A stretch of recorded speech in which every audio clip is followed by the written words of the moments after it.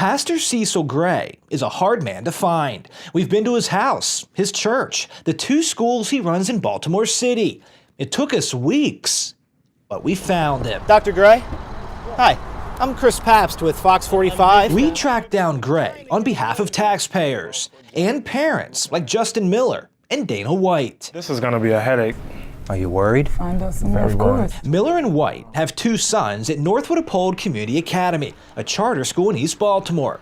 But next month, NACA is set to shut down. City Schools Board of Commissioners did not renew its charter, even though the school received a $1.5 million federal grant just 1 year earlier. So I feel like it's a slap in the face to us. Now, 162 students at NACA are scrambling to find a new school by September. What's that process like? Hectic. And a dead stop. We don't even know where to start at. Where to go, yes. Frustrating? Yes, Very frustrating. Miller and White tell Project Baltimore they never saw this coming until this school board meeting in January. Underperforming not NACA, we've outperformed the city every year of our existence. That was Dr. Gray addressing the school board trying to save his school. It didn't work. The board voted to shut it down. All in favor? Motion passes 8-1. Are you guys upset with the school? Yes. I'm irate with the school, yes. Irate because this wasn't supposed to happen. You see, in 2017, NACA won a $1.5 million expansion grant from the U.S. Department of Education. Only 17 charter schools nationwide got this grant, so the federal government must have been impressed. But 1 year later, City Schools shuts NACA down. We wondered, how can that happen?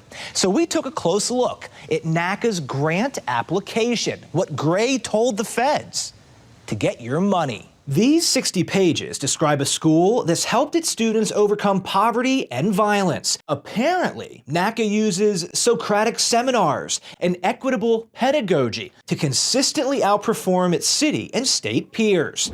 It's right here on page 11. NACA's 2013 reading scores, 8 points higher than the state's average. Sounds impressive, except it's not true. We pulled the data from the State Department of Education.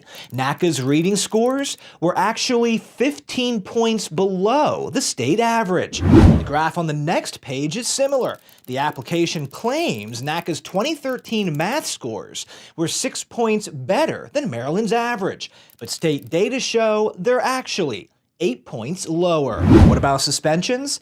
NACA reported to the federal government 7 suspensions over the past 5 years, much lower than state averages.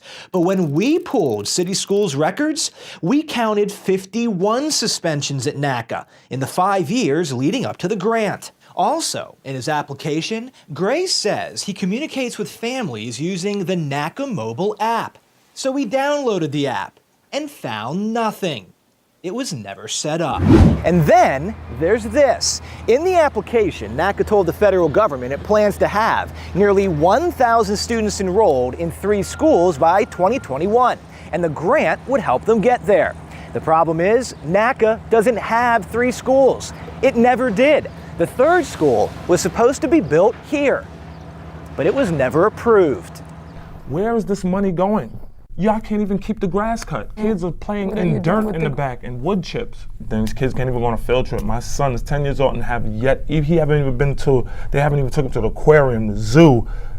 Nothing.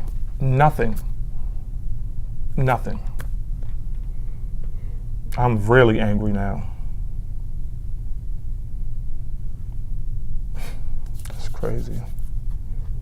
And vote in a just fashion. We tried to get answers from NACA's founder, Dr. Gray.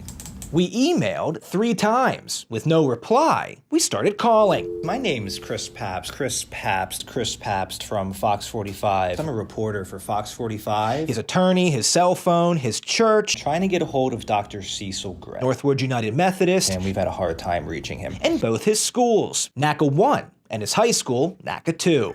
You know which location 10 messages later, nothing. So we started knocking. First, Gray's house. Then, both schools. and his church. We left business cards. Okay, if you see him, I'm with Fox 45. Can you give him my card and have him please contact me? And more messages. I get a hold of Dr. Cecil Gray. Still nothing. But we wanted to know, did Gray misrepresent his school to get $1.5 million from taxpayers? So we waited for him at his church for 2 days. When Gray finally arrived, he quickly left again, so we tailed him a few miles to this lot, where we finally got a chance to approach him. Dr. Gray? Hi, I'm Chris Pabst with Fox 45. We've been trying to get a hold of you. We wanted to ask you a few questions about the Department of Education grant that you recently received. Without saying anything, he drove off. Dr. Gray, can you answer just a few of our questions? We've been trying to get a hold of you.